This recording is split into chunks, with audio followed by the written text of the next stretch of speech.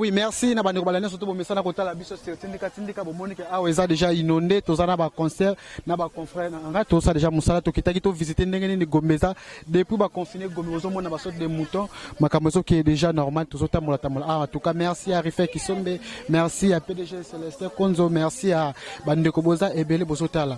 Obi ke déjà to kiti ah bon moi ndeni évolution ndeni ni Gomeza ndenge ni makambo eza kotambola. Na on ça pena commentaire troté na tikela bino intégralité bon moi ndeni musala eza ko salama awa. En tout cas, vous êtes toujours branché, connecté. En tout cas, merci beaucoup.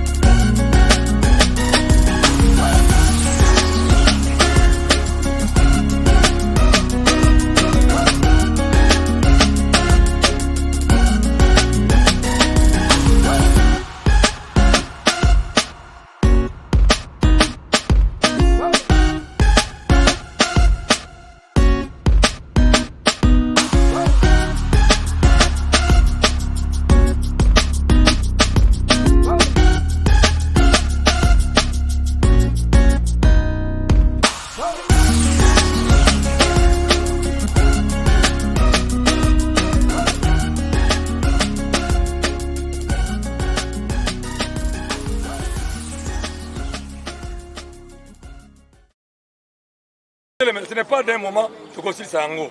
Mais na appui à Bakonzi, na appui à la population, je pense que le phénomène est en démantelé en haut, peut aussi ça en haut. Pour Bakonzi, c'est en haut. Baza simake, babiloko na bashege, ya bakuluna, ya bato bakata ba chenette, ya ba mama, ba ibaka ba plante na bango, biso toza sima babiloko na to tele melango. Biso to lemba. Bato domingo major.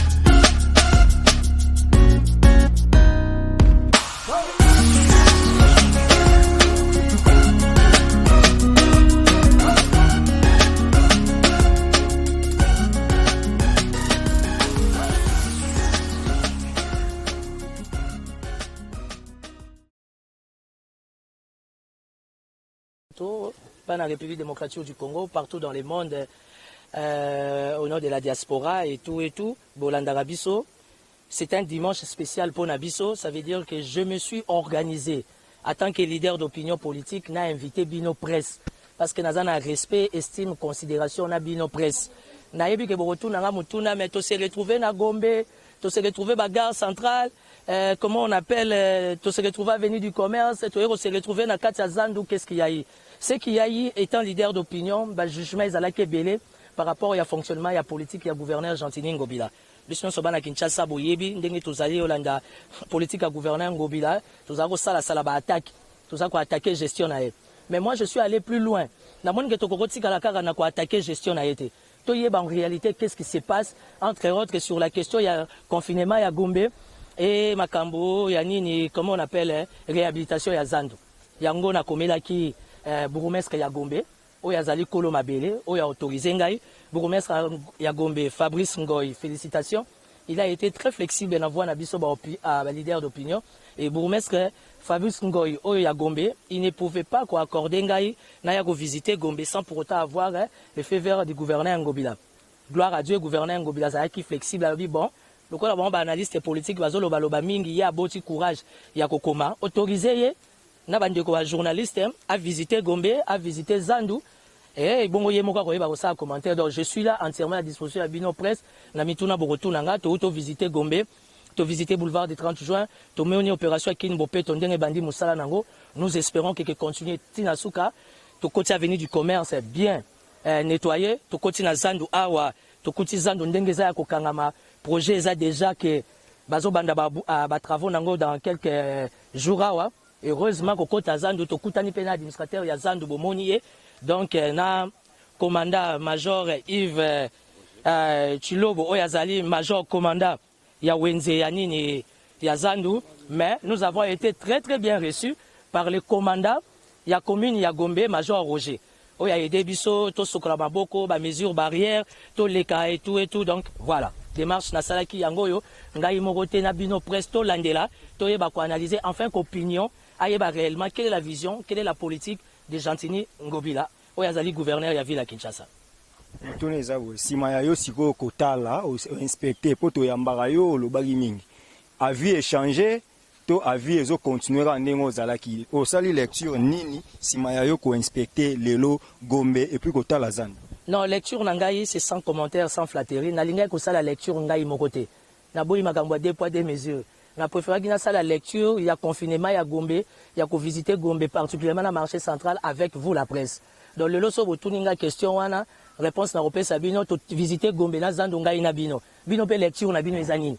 Pour la lecture, nanga, na moni, Gombe n'est bien confiné, les mesures à barrière à sécurité ezali, Gombe est bien entretenu, Zandu yango, to kutanana administrateur, ba travaux à Zandu dans 2-3 jours, bazo lancé. Ça veut dire qu'il y a quand même une bonne volonté de la part de la politique et du gouverneur. Il y a évité sur réponse dans CPC, mais moi je pense que la politique à gouverneur Ngobila est clair et permettre biso ba leader d'opinion, to kitara na terrain, to palper la vraie réalité pour te communiquer la bonne information sans émotion, sans état d'âme. Matondo mingi na Timothée le Noir parce que nous moko ezalaki koloba mate wenze azando bateki yango parce que ba koloba te zali na indien moko yende akoluka ko azora bambongo na kati ya zando yango wana balongoli bato banson awa na zando pote batindika bango libanda et juste après mon solo wana o ekokota et eko servir nde na indien wana. Est-ce que li solo yango eza ya solo? Li solo yango je sais pas si je peux dire ya solo. Malheureusement na sala na hôtel de ville te na sala gouvernement provincial te na sala appel administration à Zandu te pour batumi babosa na ke Zandu ezaka na bureau. Zandu eza na AD administrateur directeur, ADT azali technique na ADF. Ça veut dire que Zandu eza même na ba comptable ba service d'assiette. Donc Zandu c'est une administration. Je suis un ancien de l'Assemblée provinciale Boyebi. Sentiment na ngai ezali nini? C'est que na solo lina bourgmestre Fabrice Ngoy oyo azali ya Gombe. Bomoni na uti ko solo la na administrateur ya Zandu kombone na Guy Michaud Wanjo. Et pour votre information, na solo la ki pe na gouverneur. To yeba tant que bakinois, qu'est-ce qui se passe na Zandu? Ce qui m'a motivé ko ya awa eza langage na zwaki. Ça veut dire que batu bateka kana Zandu ba se déranger te. Zandu ezo banda réhabilitation. nayebi que souci ya bakinois ya bakongolais ezake ntango misala zandu ekesila bakoprivilégie basi ya badepute basi ya bagénéraux basi ya baministre. Je vous dis que c'est faux. Na nsima na bino ti bovandi awa toza na bandeko basalaka na zandu eza na administration. Ça veut dire que eyebani ke na pavillon 3 bazalaka autant na table boye monsieur boye na pavillon 5 bazalaka autant bazalaka boye. Ça veut dire que ndenge travaux ya zandu ezobanda na réhabilitation bozwi image en pleine révolution ya modernité, en plein 21e siècle, tokoza na wenze ya soni ya salité boyete, en plein centre-ville, où eza capitale à Kinshasa, en plein Gombe, où ezali miroir ya République démocratique du Congo, eza soni. Sans complaisance, naza d'accord na politique ya Ngobila en tant que gouverneur to réhabiliter zandu. Ba mama ya zandu, bandeko bokola na biso na poto boyebisa ba mama, bandeko na biso bateka na zandu bazala tranquille. Administration ya zandu est répertoriée bato nyonso.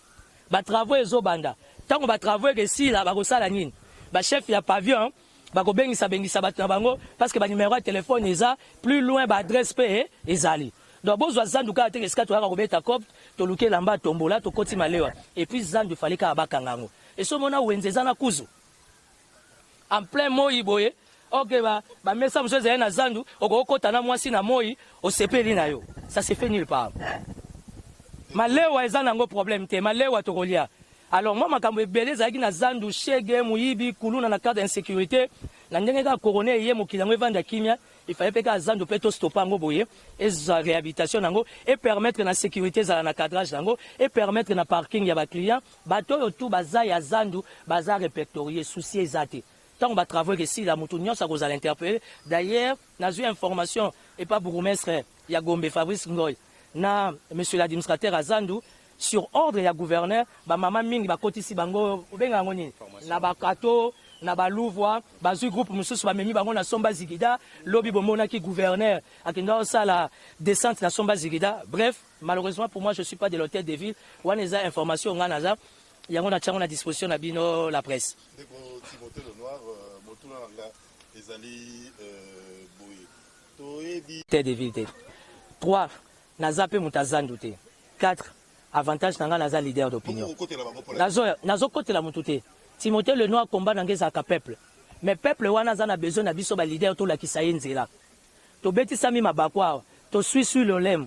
Yango wana besoin na image à saut de mouton. Ici. Ça veut dire tant ba ko lancer saut de mouton et ça ani. Et que sunga biso par rapport à makambo embouteillage. C'est vrai que mboka na biso fonctionnera na informel. Informel wana mingi za makambo na biso ya koteka ao. Mais to kende to zonga. Biso nyonso ndenge toza ba responsable père de famille. Totala na nos conditions zando ezali. Wana siko likambunde ko mwalimu a posé question félicitations et que les canaux télévision le chef de l'état Mukonza Mboka Fachi Beto akoyoka, premier ministre akoyoka, Gentili Ngobila akoyoka, politique nini bango bazo dégager pour na ko stabiliser bato ni swate kaka na zando. Ngai logique na ngai na monaki par rapport ya ko kita na zando sur terrain, zando ezo mériter réhabilitation. Et que lobi soki zando esi to attaquer pe Gambela. To longwe Gambela pona ni to koti pe ba wenza selembao, ba wenza bumbu. Lelo soki okokome mamundele étranger nyonso, o continue na marché à liberté, fierté ezali. Marché à liberté ça a sens. Tout est canalisé, tout est bien orienté. Or la référence en République démocratique du Congo dans la ville-province de Kinshasa, c'est les marchés centrales.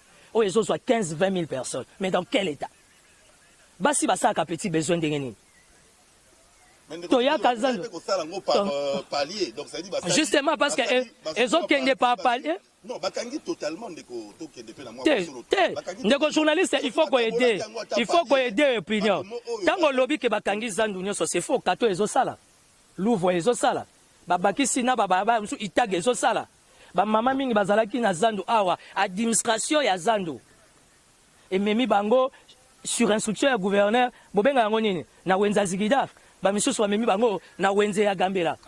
Na wenza Kalembelembe. D'ailleurs wenza Kalembelembe na kosenga pe na bourgmestre alingwala soka koko yamba biso ndenge bourgmestre Fabrice Ngoya yambi biso to kendo visiter Kalembelembe. Mboka eza ya biso. Le temps est difficile. Mais to vivre pe na condition lokola bato. Condition ya zandu oyo to sauver pe ba mamo ba bokoli biso na bilamba tombola na malewa na ba boutique na so ba indien ba libanais. Botala ba boutique oyo. Même pas au Congo-Brazza, même pas na Rwanda, même pas na Burundi, nous pouvons avoir des boutiques comme ça. Ça veut dire que c'est une canalisation. Ndeko tatsena baki o bateki zandu naza na preuve te. O bateka zandu pas libanais moko na yebité. Et là, on a dit que Zando est en administration. On a une avion de administrateur. Alors, le problème est Zalinine. Oh, bah, t'es Zando, Vandekwa Jamal. Jamal a longé qu'on a 100 jours à commission à Zando. Et là, quand on comprend, et là, que ma politique à Congo, interprétation. Je suis limité dans ma réponse parce que je ne suis pas de l'hôtel de ville, je suis député provincial, je suis mais étant leader d'opinion, je suis une démarche normale. Je suis bourgmestre a signé permission à gouverneur a dit Akita. Almona, a l'analyse pour une opinion. Tous avez été pour chauffer mili mois mais tous avez pour une opinion, moi avancer ça. Et ça facilité politique à Congo na itambo keza. André Kimbuta tikeli biso nyongo, il y a 60 millions de dollars. Mutuna na boko tuna te 60 millions au moins il chauffeur bino batakimbuta bazalia pardon 60 millions. Na niveau du gouvernement national azozo en rétrocession te. Ça veut dire que politique il y a gouverneur les a bloqué, politique il y a bourgmestre les a bloqué. To mona ki bango bakutani bango na bango kuna bata PPRD. Mbokeza ya PPRD te. Mbokeza ya IDPS te. Mbokeza ya Lamuka te. Mbokeza ya ngana yo congolais. Oyo soda o police o fonctionnaire biso so ba congolais to vota ki Félix Tshisekedi. To sala nde makelele na TV 4e rue oyo zo bangisa mokili e bengisa André Kimbuta to yeba 60 millions wana eza wapi. Mais ye mutu akena ko defa akoko koma 4e rue te pour la voisine na ye. Ye mutu o akena ko defa ba pimelier akende kasi na 4e rue qui déposer de parce que eloko ya salibiso za chantage. Ndeko ngobila sali biso chantage to bien te moto to akambaka ngongo azangaka akoki ko kende ko defa na banque eza gouverneur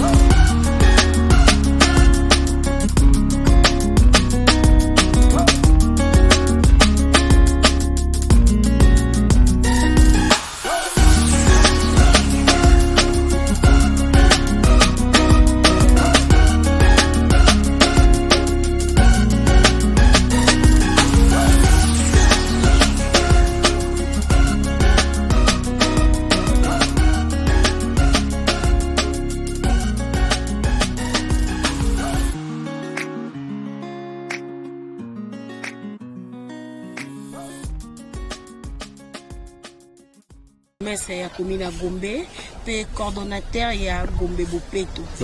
C'est déjà moi mikolo ebele oyo Komina Gombe zaki bongo confiné na tina kaka ya état d'urgence au pena mboka na Congo to ko lekisa pe ko sa penza Bopeto na Komina biso ya Gombe. Elo oni pe mo sa déjà motuya depuis ete Gombe et kangamaki depuis mikolo ebele. Na banziete, merci d'abord pour na motuna, mais na banziete botamboli na biso elongo. Bomoni bisike belé ndenge bafulu ezalaka ndenge mabele na nzela bosoto ezalaka mingi na kati ya Gombe avant confinement bomoni ete na minute oyo tokyo na kyocha mutu nyonso a défi otalisanga esika bosoto etikali na Gombe ozango te mais neti tomesana te kokumisa musala oyo esalemi ya malonga tozela kaka ya mabe po toloba mabe nde bomoni koloba eza te pe bakokumisa ezali te. Alors, na période de confinement, bourgmestre Gombe a meki ko bunda mingi pour appliquer vision ya gouverneur à ville Kinshasa o etali Bopeto. Yango bomoni lelo Gombe ze ko ngenga partout. Et sike tikala ki na biso eza place des évoluer o tocho banda et kokokisa sikoyo presque une semaine. Pour un petit rappel, place des évolués et si comme un programme ya primature, prise en charge na primature. Mais depuis primature est déserté na prise en charge wana et comme charge ya commune. Ko kata matisi neti bomone kata mi boyo ko dresser yango ko coiffer yango eza musala ya mingi. Et autre salema et message on a lancé en passant eza que biso moko nde batozongisa ka bosoto. Bomoni tout au long boulevard ndenge mokonzi gouverneur a vu la Kinshasa atie ba poubelle. Ba poubelle wana ezate po bandozwa biloko ya charge belé. Omeli mai obwaki, omeli sachet obwaki. Service ya Gombe Bopeto, na service communal, na service ya Raskin, barobando longola ba poubelle wana régulièrement. C'est pour éviter à ce que tozongi sa lisusu Gombe na Bosoto neti to tikelaka yango. Bomoni que l'État a la capacité à kosala, mais population peut sengeli bazwa conscience pour na koyeba ko batela bisika na biso na propriété ndenge sengeli. Mais aux alliés moko azota la coordination mambotali Kinbo Peto na kati ya commune de la Gombe, ba mesure nini o bozui par rapport à opération Kinbo Peto tangu makambo kozonga normal par rapport à des confinements sur Piesili oyo congolais ayeba na kubebisa soute commune ya Gombe. Boyebi ete mon conseiller gouverneur a apekisa déjà vente à sachet. C'est déjà une mesure très importante et capitale. Et puis, Mobeko et Lobiboye, il dit, Mutuna Mutu esika salaka. Liboso lopango 10 mètres na yo, ezo reveni na charge na yo. Et sengeli o banda ko batela yango. Tango tozo zonga boye, tango bazo déconfiner Gombe. Je pense que Bourgmestre Gomba a une mesure très contraignante par rapport à Batunion, au Liboso, à Lopan, on a eu à Tikine Matiti, à Zose la gouverneur à Kokatelaï. À Tikine Bosoto, fou le comment on a et comment on l'a là-bas, amende des alliés, vraiment la loi va s'appliquer dans tous les détails possibles. Oui, s'il faut même aller au parquet, nous allons les contraindre chacun. Il y a tout ça mobeko o essayer comme maman pour n'amboka par rapport à maman Bopeto. Mais nini oyo beaucoup messe ya Gombe azolo par rapport ya ba enfant de la rue to komona tota mwana mino le loba ko continuer kaka to bengi bana ba ceux que oyo et puis na ba to bazali ba personnes vivant avec handicap bazali vraiment ko déranger population surtout tant on vit les acquis normal au bozibé par rapport à la situation. Je pense que question na o état enfant de la rue il faut ba réintégration na bango na société. Et ça pour les mots relever la compétence au gouvernement central, bah mesure ici Zouama bisika ils belé ce que nous faisons au Kuta et belé baki maka ndo moni bazozonga na balabala la police est sous meeting de pas gouverneur boyebi alinga omona lisusu bashege na boulevard te bakanga ka bango bazongisa bango bisika sengeli et belé bazalaka déjà bisika o sengeli moi mukende babimaka bazala kati ya kosala bazo comprendre que sengeli bakende bisiko bazala rééduquer et pour bazala réintégrer na société wana eza problème moko ya muke puisque bisika ko vanda bisika bashege bakyo vanda ezalaka déjà bano bazangi ba papa bazangi ba mama bisika ko vanda ezalaka déjà mais balingi nde ko vanda te moi moko mibale bakimaka nde bazozonga bazwa kozongisa désordre problème suka osala pe amalamu esami na Gombe message ba ko lancer na baimbo kanyo so bato ndo partout pe na ba congolais ba kozonga tani sana bango awa na komina pe nazo senga ete ndenge mutu na mutu abatela nzoto na ye ndenge mutu na mutu akipaka elamba na ye tango tokozongela mutu na mutu pe akipe esika ne ya musala mutu na mutu atiaka propriété partout esika azali namoni ete botamboli na Kinshasa botamboli na Gombe bomoni différence oyo esalemi eza befort. Alors, before on a poétique à la libelle, sengeli mutu na mutu a s'approprier programme à Bopeto. Bopeto d'abord est sengeli zala na mutu. Ce qui Bopeto est na mutu te na kosala to kokaelo côté. Yango na zo senga elongo na mutu moko na moko to ye ba kosala o sengeli po to maintenir commune à Gombe na Bopeto o sengeli.